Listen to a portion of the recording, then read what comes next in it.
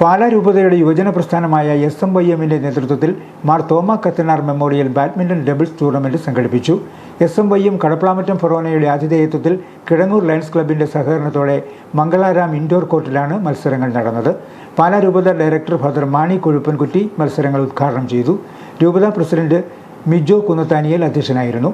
Vice president Abin Thomas, Kadaplamattam forane director father Joseph Thevarparambil, Mangalaram വികാരി father Joseph Mundankal, Kizhangoor lions club secretary Sunny, Kadaplamattam forane president Joel B Joseph എന്നിവർ ആശംസകൾ അർപ്പിച്ച് സംസാരിച്ചു.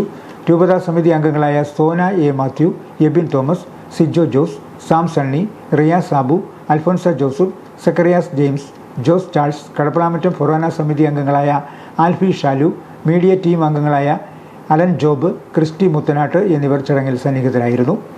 മെൻസ് ഡബിൾസിൽ പ്രവിത്താനം യൂണിറ്റ് ചാമ്പ്യന്മാരായി.